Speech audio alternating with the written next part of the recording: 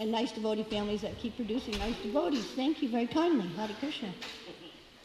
Jaya Radha Madhava Kunja Bihari.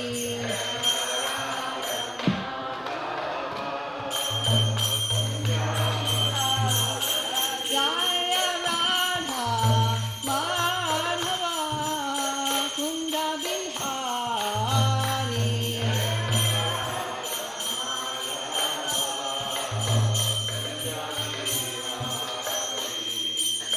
Gopi Jana Balaba Giri Badadhari.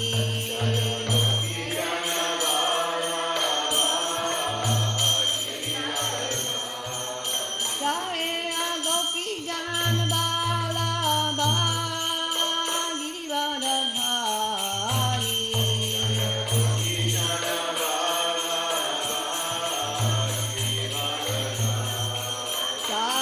Sadanandana Braja Janaranjana.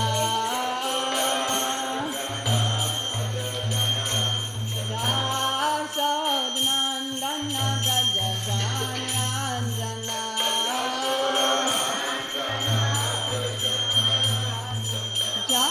Jamunatira Banachari. Jamunatira Banachari.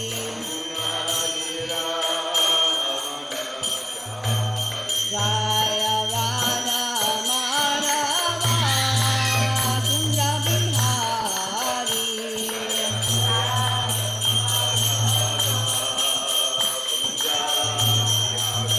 Jaya Radha Madhava Kunja Bihari.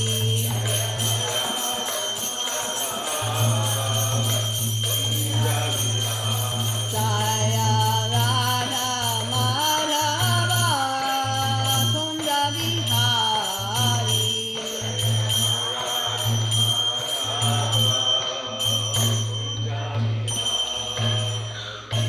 Jayam Vishnupad, Paramahansa Parivajakacharya, Asatar Satashi Srimad, His Divine Grace, Srila A.C. Bhaktivedanta Swami, Srila Prabhupada Ki Jai. Jayam Vishnupad, Paramahansa Parivajakacharya, Asatar Satashi Srimad, His Divine Grace, Srila Bhakti Siddhanta Saraswati Goswami Maharaj, Srila Prabhupada Ki Jai. Ananta Koti, Vaishnava Vrinda Ki Jai. Namacharya, Srila Haridas Thakur Ki Jai. Prem Shri Kaho, Shri Krishna Chaitanya, Prabhu Nityananda, Shri Advaita Gadadhar, Srivasadi Gaur Bhaktivinoda Ki Jai. Shri Shri Radha Shama Sundar, Gopa Gopinath, Shamakund, Radhakund, Giri Govardhan Ki Jai. Shri Vrindavan Dham Ki Jai, Mathura Dham Ki Jai, Navadvip Dham Ki Jai, Jagannath Puri Dham Ki Jai, Jagannath Swami Ki Jai, Jamuna Mai Ki Jai, Ganga Mai Ki Jai, Bhakti Devi Ki Jai, Srimati Tulsi Maharani Ki Jai. Samaveda Bhaktivinoda Ki Jai, Gaur Premanandi. All glories to the assembled devotees, all glories to the assembled devotees, all glories to the assembled devotees, all glories to Sri Guru and Gauranga, glories to Srila Prabhupada. Nama Om Vishnu Padaya, Krishna Prasnaya Bhutale, Srimati Bhaktivedanta Swami Tamara.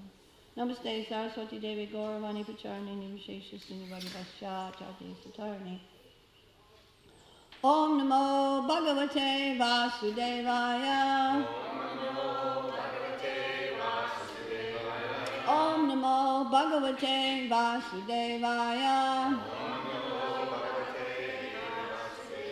Om Namo Bhagavate Vasudevaya.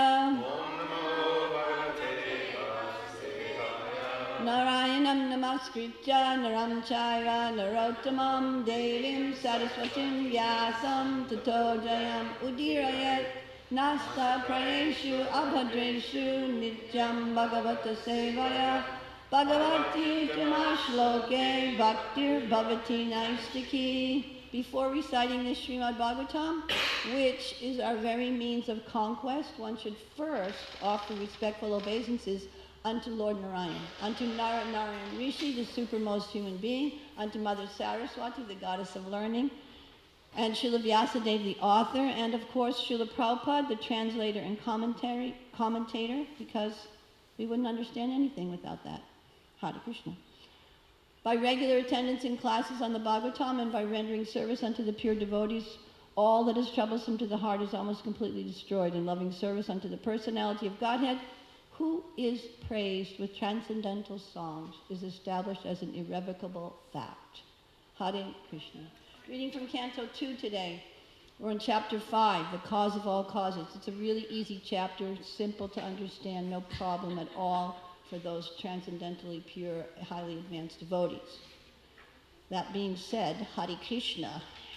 I'm begging for your blessings that although I had a whole different kind of class prepared for today in my mind, now I have to switch it up a little bit to a higher age group.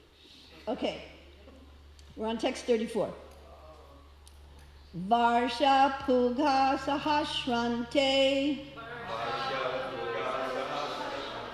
Varsha Pugha Sahasrante. Tad Andam Udake Shayam. Tad Andam Udake Shayam. Kala Karma Svabhavasto. Kala Karma Svabhavasto. Jivo Jivam Avjivayat. Jivo Jivam Ajivayat. Varsha Puga Sahasrante. Tad Andam Udake Shayam. Kala Karma Svabhavasto. Jivo Jivam Ajivayat. Please chant. Varsha Puga Sahasrante. Tad Andam Udake Shayam. Kala Karma Svabhavasto. Jivo Jivam Ajivayat. Varsha Puga Sahasrante. Tarandam Udake Shayam. Kala Karma Svabhavasto. Jivo Jivam Ajivayat. Just for your information, we're trying to establish a new system here, not my system, but the Bhagavatam system that first Prabhupada disciples chant. That includes ladies. So, ladies, would you like to chant? Varsha Puga Sahasrante. Varsha Puga Sahasrante. Anandam Udake Shayam. Tadandam Udake Shayam. Kala Karma Svabhavasto. Kala Karma Svabhavasto. Jiva Jivam Ajivayat. Jivo Jivam Ajivayat. Varsha Puga Sahasrante. Varsha Puga Sahasrante. Tad Andam Udake Shayam. Kala Karma Svabhavasto. Jivo Jivam Ajivayat. Others? That's a general category. Others. Any others like yourself? Kala. Oh, how's that? Start from Varsha. Start Varsha. Got it? Varsha. Good. Good. Thank you. Very enthusiastic. Sahasrante. Tarandam Udake Shayam. Kala Karma Svabhavasto. Jivo Jivam Ajivayat. Varsha Puga. Many years. Sahasra Ante. Of thousands of years. Tat. That. Andam, the universal globe. Udake, in the causal water. Shayam, being drowned. Kala, eternal time. Karma, action. Svabhavasta, according to the modes of nature. Jiva, the Lord of the living beings. Ajivam, non-animated. Ajivayat, caused to be animated. Translation and purport by Srila Prabhupada. Om Aginatimidandasya Jananjana Salakaya Chaksu Umilitam Jaina Tasmai Shri Gurave Namaha. I was born in the darkness of ignorance, and my spiritual master Srila Prabhupada very kindly forced open my eyes with the torchlight of knowledge by presenting verses like this, forcing open our eyes with knowledge that you never thought we would get before. So therefore I'm totally indebted to Srila Prabhupada and beg for service for him and from him, life after life. Here's the translation. Thus, all the universes remained thousands of eons within the water, the causal ocean. And the Lord of all living beings, entering in each of them, caused them to be fully animated. So we're getting a very different picture than what we had before coming to Krishna consciousness of the creation of the material world, creation of the world. We're getting a very detailed picture, very different than what we understood. And with verses in this whole chapter, it's been a little challenge to try to understand everything, but it's been fascinating. It's so fascinating to just listen to these details. So here's the translation again. Thus, I'm just going to read the previous, that's another thus. Okay, 2 verses back. I'm just quickly reading from 32. O Narada, best of the transcendentalists, the forms of the body cannot take place as long as these created parts, namely the elements, the senses, the mind, and the modes of nature, are not assembled. Thus, this is text 33, thus when all these became assembled by the force of the energy of the Supreme Personality of Godhead, this universe certainly came into being by accepting both the primary and secondary causes of creation. And today's verse once more. Thus all the universes remained thousands of eons within the water, the causal ocean. And the Lord of living beings, entering in each one of them, caused them to be fully animated. So do you remember the name of the Lord that's mentioned in the Sanskrit in this verse? It's a different name than what we usually... Not in this verse. In this verse. What did you say, Prabhu? No. Jiva. Lord is the Jiva, but he's the supreme Jiva. They're in the word for word. Jiva, the Lord of the living beings. So here Prabhupada's going to explain that in the purport. The Lord is described here as the Jiva because he is the leader of all other Jivas, living entities. So what's the verse that comes to mind? The Lord is described as the Jiva because he is the leader of all other Jivas.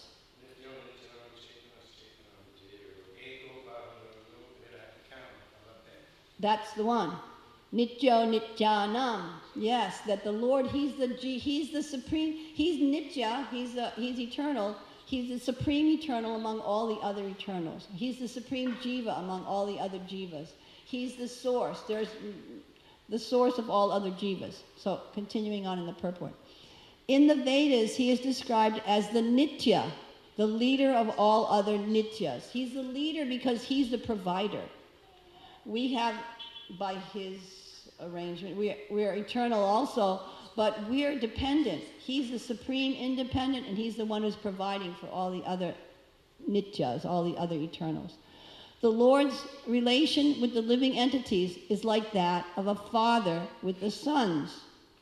The sons and the father are qualitatively equal, but the father is never the son, nor the son is ever the father who begets. So again, this is another concept. These little concepts that Srila Prabhupada gives us help us understand a higher, more difficult philosophical truth that's being presented. So, the individual jiva, the living entity, is qualitatively, it has the same qualities. And what are some of those qualities? Those qualities are eternity, knowledge, and bliss. So the individual jiva, every individual jiva, and that does not mean only human beings. It means the jiva that's encased in any form of body, whether it be grass or tree or cow or this or that. That jiva has qualities of eternality, knowledge, and bliss. And the Lord has those same qualities, eternality, knowledge, and bliss. But obviously, to any intelligent person or anyone who's just glanced excuse me, at Srila Prabhupada's books, can understand that the Lord has them in unlimited qualities. He has eternity, knowledge, and bliss in unlimited qualities, and we have just a minute fragmental spark of those things. And yet, even that minute fragmental spark that's exhibited in the living entity, the individual jiva, can at certain times and under certain circumstances of kala, karma, and svabhava, exhibit tremendous activities and tremendous accomplishments. What to speak of the Lord's activities and his accomplishments? It can't even be measured. Although we try, just for our own edification and for our own putting the Lord in the proper perspective of, not just the perspective of awe and reverence, but that's one primary perspective of awe and reverence, that we can appreciate the difference between ourselves and the Lord and not fall in the trap that unfortunately is quite common, that I'm the same as the Lord. Nuh-uh. Okay. So this example, let's go back to the example that's given here. The sons and the father are qualitatively equal, but the father's never the son, nor is the son ever the father who begets. So everyone has a certain relationship with one another. The father has a relationship of begetting the son, maintaining the son and the family, etc., etc. And the son has relationship and service and service to offer back to the father, and love to offer back to the father. So it has a certain relationship there. And if the son, and sometimes it happens, the son gets, or whatever, gets a little demanding or whatever, controlling, attempt to controlling. It's just a little small imitation, and very quickly properly channeled. Okay, and that's what, okay, I'll go. And that's what the whole purpose of this creation is. The whole purpose of this creation is to realign the individual jiva's consciousness, which thinks in conditional life, thinks, now I'm the controller, now I'm the this, now I'm the supreme lord of my area, to understand, we're small fragments, always servants of the Lord. And without the proper attitude in relation to the Lord, as servant, as eternal servant, then our existence in whatever sphere, whether it's higher planetary system, middle planetary system, or lower planetary system, whatever our existence, wherever our existence is, if it's not aligned with, I'm a servant of the Lord, it's never going to work. It's always out. It's always a little off. There's always suffering, like hurricanes and whatever else. That's a minor thing. Okay. Today it's minor. Tomorrow it might be greater. Okay. So, as described above, the Lord as Garbhodakshayi Vishnu, or Hiranyagarbha Supersoul, enters into each and every universe and causes it to be animated by begetting the living entities within the womb of material nature, as confirmed in Bhagavad Gita 14.3. 14.3 in the Gita. So this Garbhodakshayi Vishnu, or Hiranyagarbha, the body of the universe, Hiranyagarbha, the body of the universe, those three Vishnus, Karanadakshayi Vishnu, Garbhodakshayi Vishnu, Kshirodakshayi Vishnu, the three Vishnus, whom are all called Mahavishnu, they have certain functions in the, they have certain functions in services that they render, not services, but potencies. They have potencies that they exhibit in the creation. And it's quite amazing. So I'm just going to quickly go to 14.3. Okay, here it is. I was looking at it. Because Krishna says there, he's talking about the living entities. Here we go. Okay. Mama Yonir, this is Bhagavad Gita now. Mama Yonir Mahat Brahma Tasmin Garbham Dadamyaham Sambhava Sarva Bhuttanam Tato Bhavati Bharata.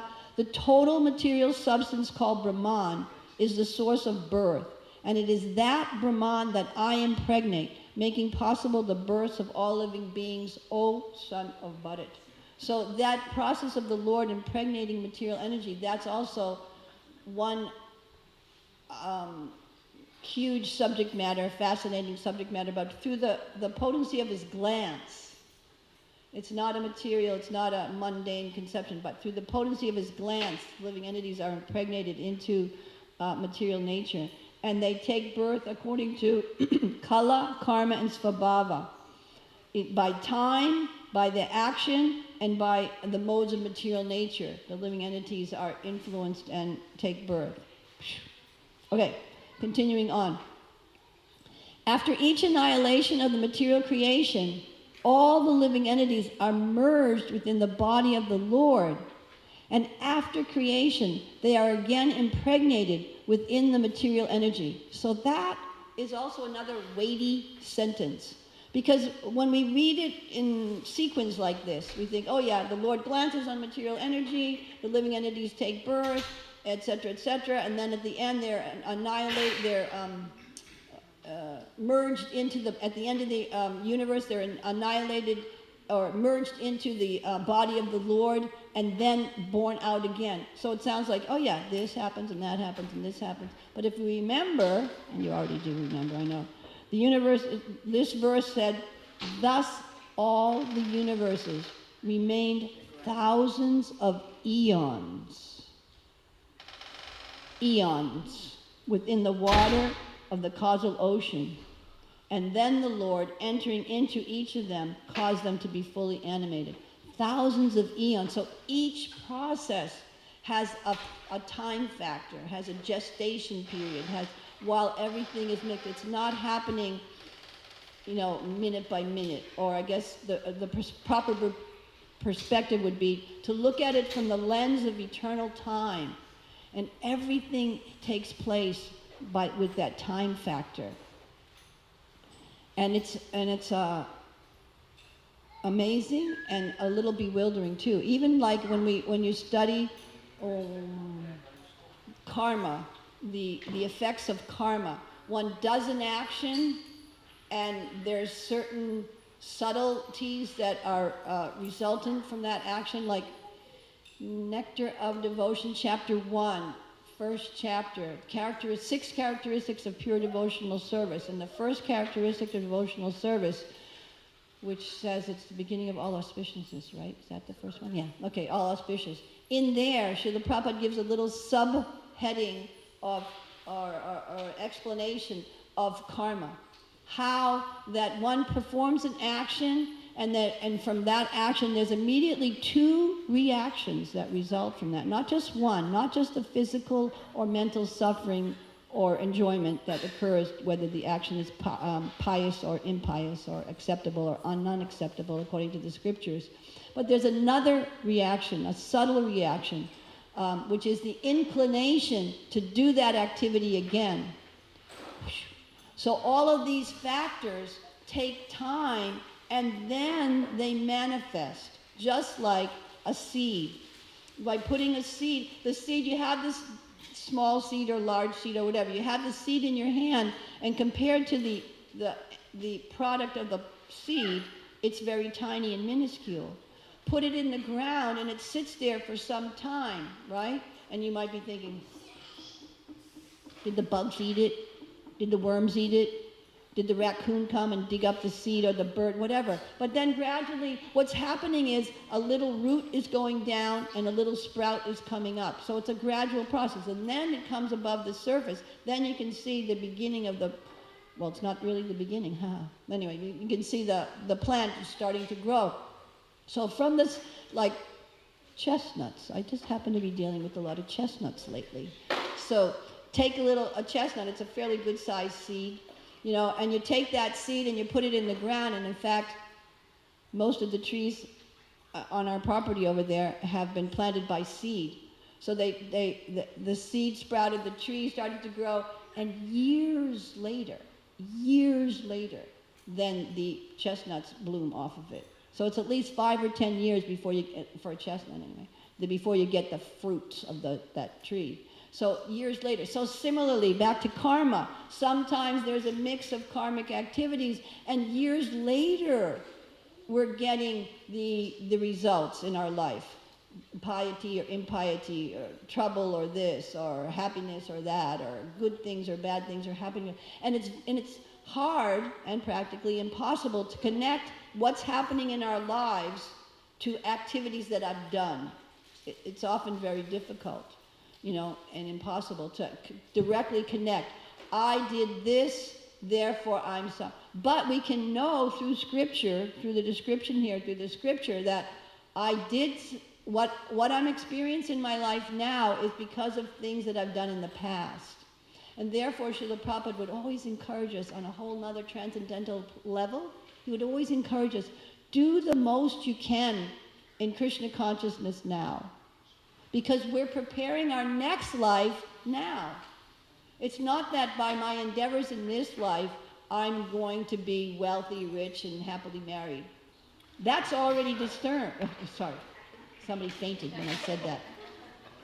That's already arranged due to what we did in previous lives, the accumulation of what we did in previous lives. So who can imagine what you did in previous lives? Sorry. That's already arranged, but what's going to happen to us in our next life, that's what we have more or less some control over by engaging in activities of transcendental activities of devotional service. So the point being that the time factor has its influence in a subtle way, often undetectable, but we should know by hearing things like this that it's there, and it's very prominent and very powerful. Sorry, I got a little distracted there, but anyway, Haribol. Okay. I'm back in the purport, okay, Abai? After each annihilation of the material creation, all the living entities are merged within the body of the Lord, and after creation, they are again impregnated within material energy. So I think I read that, but anyway. Taking the example of the life of Narada Muni when he's in the first canto speaking with Vyasadeva and encouraging Vyasadeva to speak on the Bhagavatam, which is 10% glorification of the Supreme Lord. Then he tells Vyasadeva about his previous existence and how he got to be Narada. So born as a son of a maidservant, getting the association of Bhakti Vedantas, and meditating and making progress and seeing the Lord face to face in one of his meditations, eating the remnants of prasadam, thank you, of the great souls. He sees the Lord in meditation for a flash, and then the Lord says, I just did this to encourage you to stick to the path, more or less.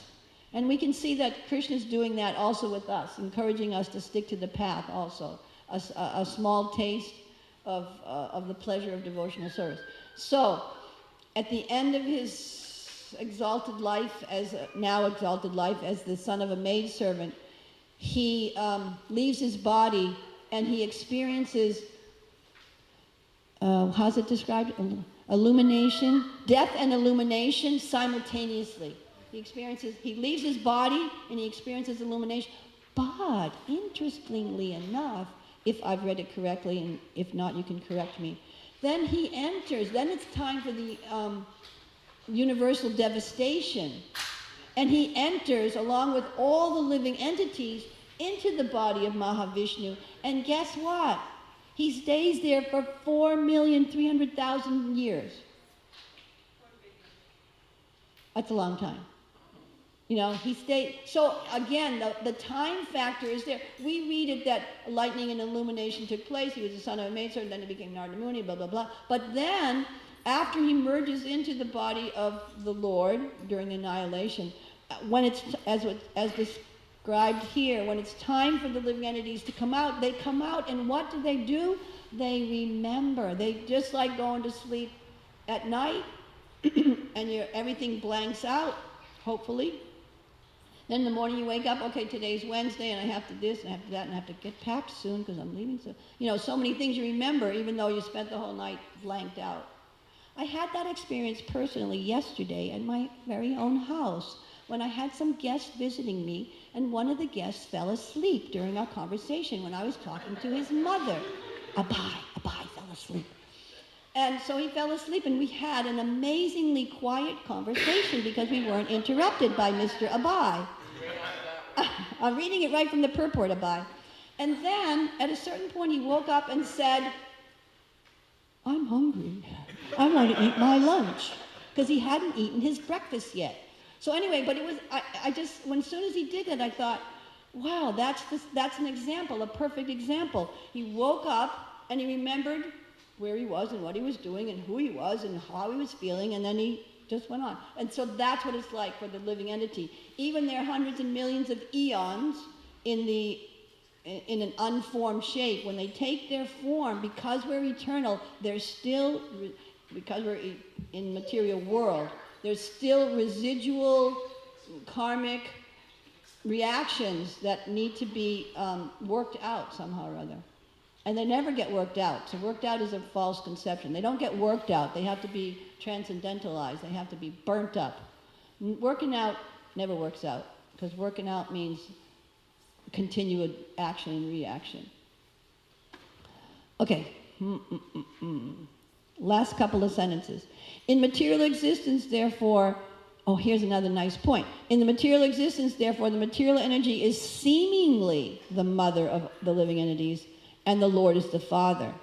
When, however, the animation takes place, the living entities revive their own natural activities under the spell of time and energy, and thus the varieties of living beings are manifest.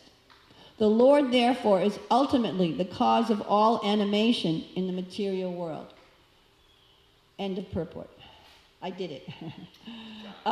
So, this example about how the material nature seems to be the mother, in this 14th chapter verse that Srila Prabhupada quoted, 14.3, in the purport there, Prabhupada gives the example of sometimes it appears that scorpions are born from rice. And to a less intelligent person who doesn't understand the cause and effect of things, they're seeing a pile of rice and then they see a bunch of scorpions and then they think the scorpions came from the rice. But they didn't come from the rice. They were placed there by Mama Scorpion. Mama Scorpion placed her little eggs there, which happened to look probably just like rice. I'm speculating on that, but anyway. And then the scorpions take birth. So it appears that the living entity is born from the combination of material elements. This happened and that happened and combined in such a way, etc., etc., and therefore the living entity is born. But actually, that living entity is eternal, and it's placed in there by the will of the Supreme Lord, due to karma and svabhava, due to action, kala, karma, and svabhava, due to the actions and reactions of that living entity's past deeds. There, some are born at higher positions, some are born in lower positions, etc., etc. But it's by the potency of the Supreme Lord. When we hear these examples given by Srila Prabhupada, then it's easy to understand. But without hearing that explanation, it's very often, and many people are misled by the amazing scientific presentation of action and reaction of material nature. It's so amazing. So I thought of some. Prahlad Maharaj himself, he's saying, later on in the 7th canto, I believe. Maybe it's in the 5th canto when he's offering prayers. Anyway, someplace he says that if you try to find out the root of existence by trying to trace out by physically trying to trace out the cause, you'll never be able to find it like that. Because, and he gives the example again of a seed. Because if a seed is planted in the ground, the roots start to grow, the sprout starts to grow up, and the seed is planted in the ground, then there's a big tree, whatever it is, or whatever, a big plant. And then you dig into that ground and you try to look for the seed, or what's the cause of that plant. You're looking for the cause, you're not going to see it because it's not there. It dissolves, it whatever, transforms. It transforms into a system of roots and this and that, so many things. So you can't find out the cause of the universe by digging into the material elements and looking for what the smallest material element is, the God part of it. No, it comes from transcendental position. It comes from it comes from above. It's enlightened from above. And that's the point that Prabhupada's making there. And his end sentence is, therefore, the Lord therefore is ultimately the cause of all animation in the material world. And such basic information is so profound. It's so profound. And it changes one's perspective on life. Instead of thinking, when there's difficulty in life, instead of thinking, oh, this is unfair, I did this, and why am I suffering like that, and I'm whatever. If one sees that the Lord is the cause of everything, that the Lord is very kindly giving me the opportunity, and I'm utilizing the opportunity, or not utilizing the opportunity, whatever, and what's happening to me is a reaction to my previous activities, then one can train oneself to look for the Lord's kind hand in our life. Especially, let's just say there's some difficulty in our life. We can look for the kind hand of the Lord and see it and appreciate it in a whole different aspect. Because the Lord is so kind, I'm getting a little bit of difficulty now. I've done it myself, I'm getting the reaction. But the Lord is so kind to try to give me this difficulty to put me on track again. To show to me that I can't enjoy in this material world separate from Him. That real happiness comes from being connected to Him. And that way, if we continually look for the Lord's hand in everything, then we can appreciate things from a whole nother level. Comments or questions or discussions or corrections? Please. Sesha Prabhu, thank you. Thank you, Nanda. Well, the word years is often used when presenting some kind of timetable or schedule that things happen. Could you just repeat the word what? Years. Years. Okay, thank you. I missed that word. Okay, thank you. But what kind of years are they? Are they our years?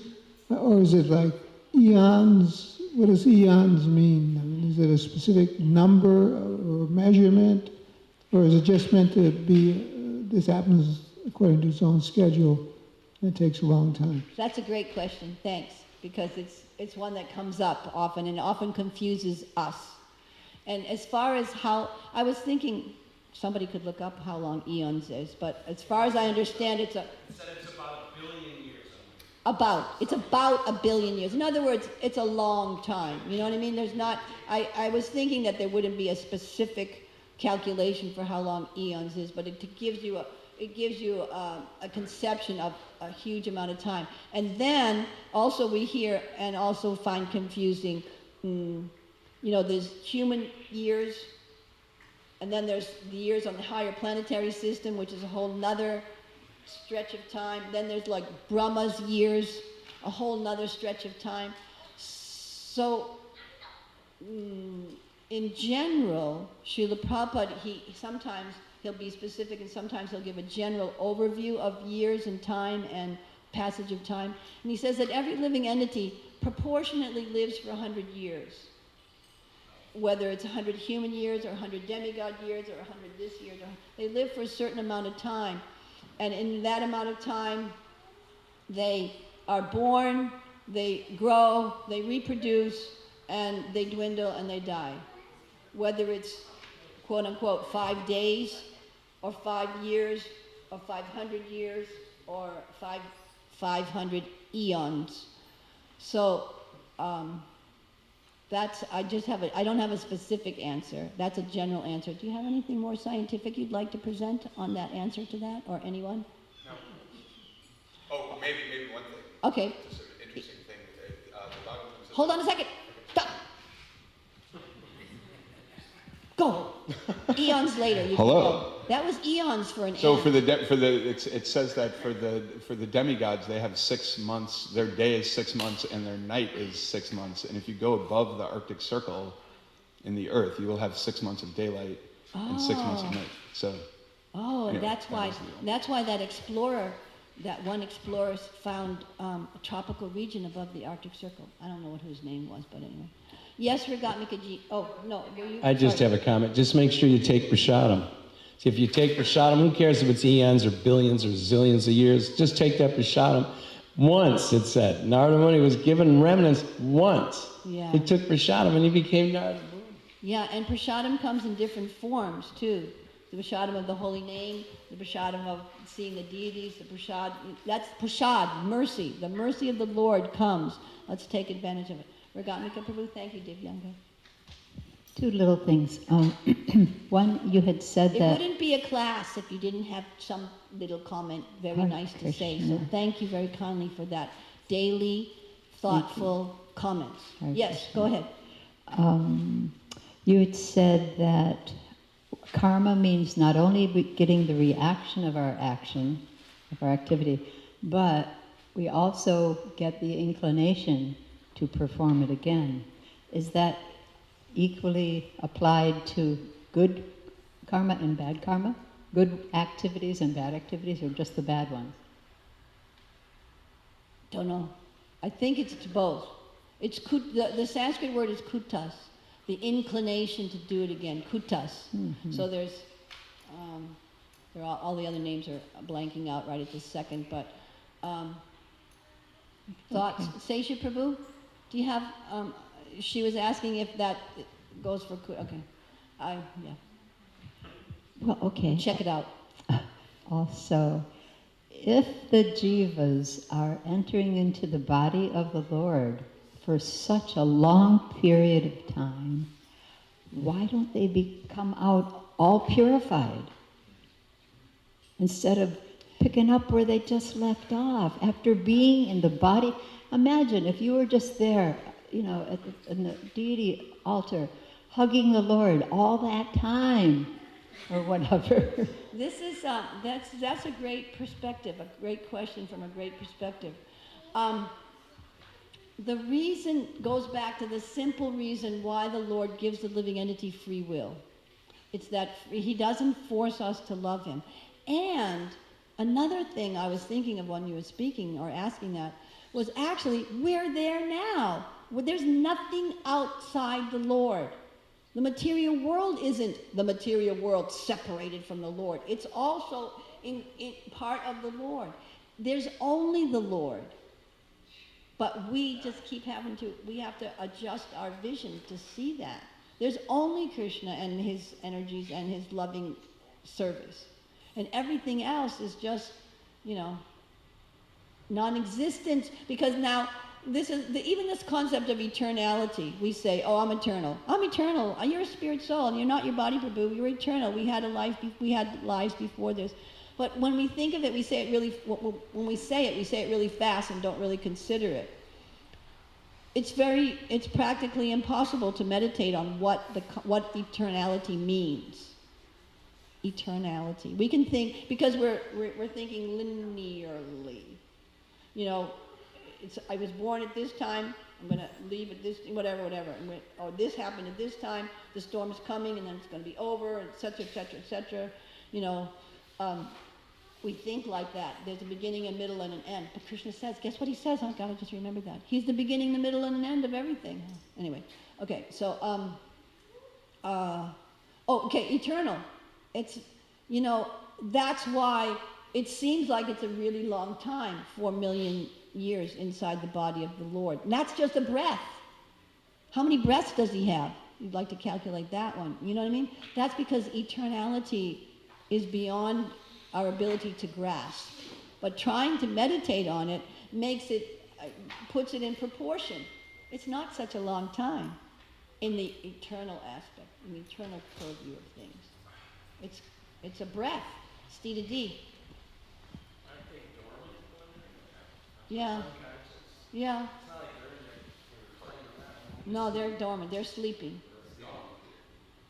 Can you say something about time? Certainly.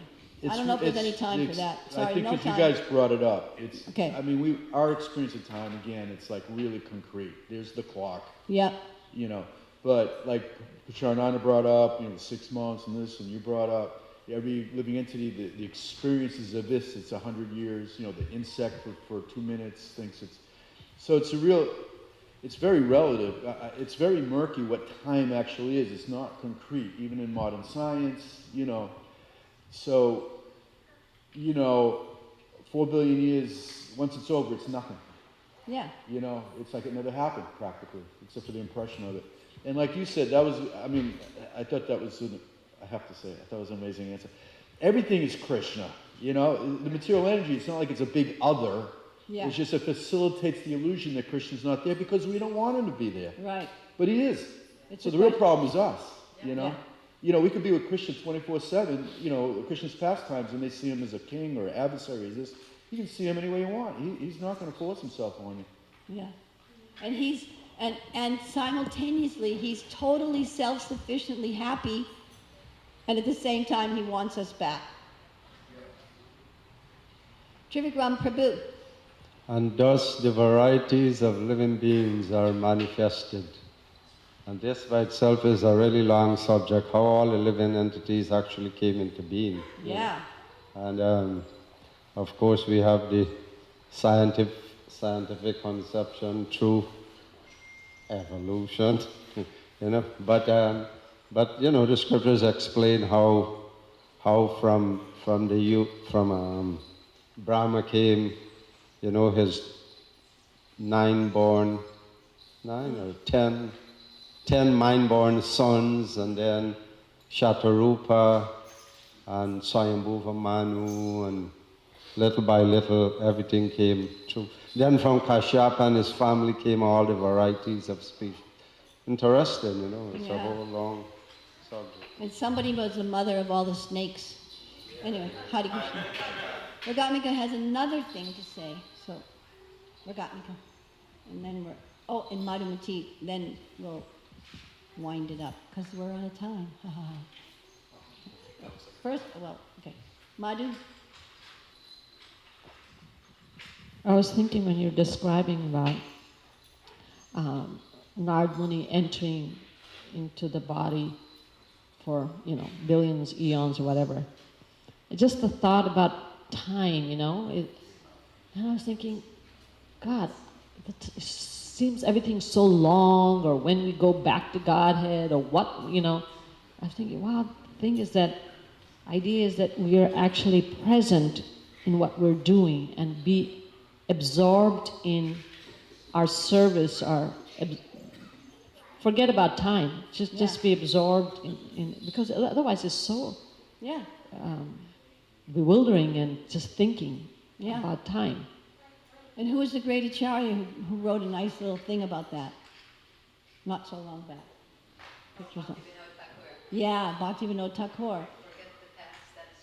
Forget the past that sleeps. And near the future, dream it all. Near the future, don't dream about the future, but Act in times that are with thee, act in times that are with thee, and progress ye shall come. thee shall call. Another, yeah, exactly what you said. A little more poetically, but exactly the point. So thank you. Yeah. Yeah. Ragatmika.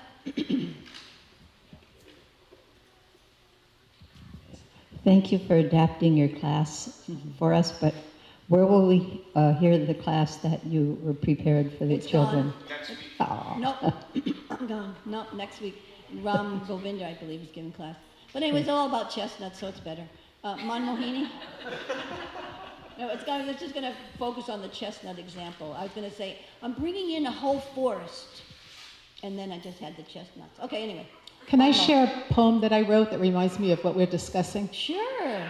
I found it on my phone. Okay, cool. Hung up on relativity, things aren't what they appear to be. You've got to step outside yourself and tune into infinity. And when you do, you'll see it's true. We're part of a divinity.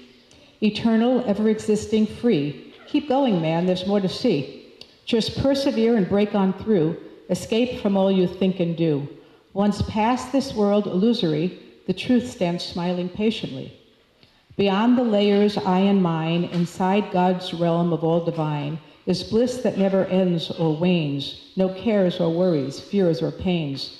Take your pick, it's win or lose. Which path do you decide to choose? Godspeed, all friends, all strength to you. Choose what's worth this meager lifetime to pursue.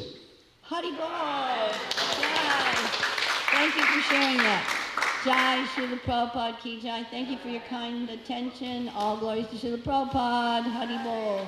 Vanchakalpa Trubhyasya Kripa Sindhubhya Cha.